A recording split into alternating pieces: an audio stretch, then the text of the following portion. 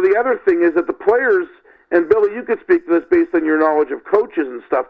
These players on Cincinnati, they're never disciplined for these types of behavioral issues. Marvin Lewis, the head coach, believes that their players need to play on the edge and does not discipline them. So when they do these things that cost them games and cost them playoff games, nothing happens.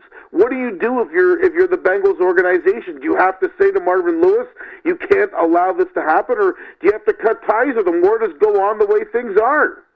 You have to look at his record. They compared it with Belichick. They both came into the NFL at the same time. Belichick's won 6 Super Bowls, and Marvin Lewis is 0-7 in his career in the playoffs.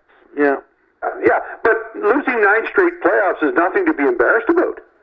That's quite a good team every year. That's the thing. The Bengals every year make the playoffs. Every year they are a threat in their division. They have a very good team, but something always goes wrong for them in the playoffs. Always.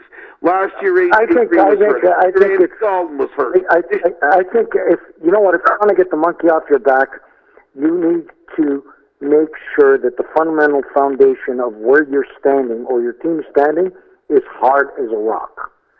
So it means you need good management, upper management, middle management, and the coaching.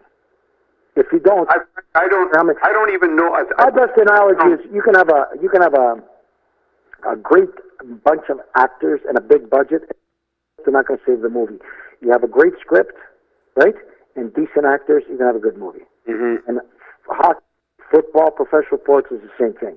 You got a great coach with a great message and good management and decent players, you're going to do better than great players with a fucking shit coach and shit management. Well, and you know what? You have to have solid ownership. And Paul Brown, correct me, Eric, if I'm wrong, is the owner there, is he not? Yes, he is. Yep. Yeah, and he's a joke. This should not happen. He should have recognized what we have recognized 7 years ago and cut bait, said, look, can't do it anymore, Lewis. This is not the way I build a championship team. It's built with discipline. You have none. No, and he's really the only head coach in the NFL that I think you can say, and I think he's a good head coach, but he doesn't discipline. I don't think he's a good head coach. I disagree. This is the first time I disagree with you. I think that he's. Well, you can't bad head coach and win more about himself every year than his team. Marvin Lewis was the defensive coordinator of the Ravens when they won the Super Bowl, which is how he got this job with the Bengals. He wins 10 to 11 games every year in a very tough division with Pittsburgh and Baltimore. So he's done a lot of great things. The problem is discipline. And he is the one coach who lets his players run the asylum. He never comes down on them. And really, he got bit in the ass for that this year in the playoffs.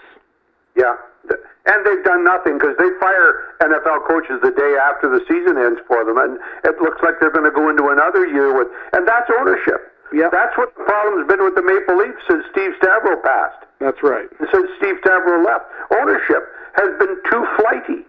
No fiber. And if they don't, I'll tell you the day that they're ready to build a franchise in Toronto. I'll mark it on our calendar, and we'll wait and see. Listen, I'm just trying to say this, okay? A coach is so vital to a team. A baseball manager is so vital to the team. If the team respects you, and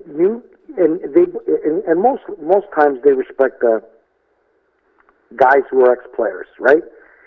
It's like the cops. When they get a civilian running their troops, they really don't give a shit about them. They don't want a civilian. They want one of them. You follow what I'm saying to you? Yep. And I really, I think you really need who can be respected by his team, and they'll play for him.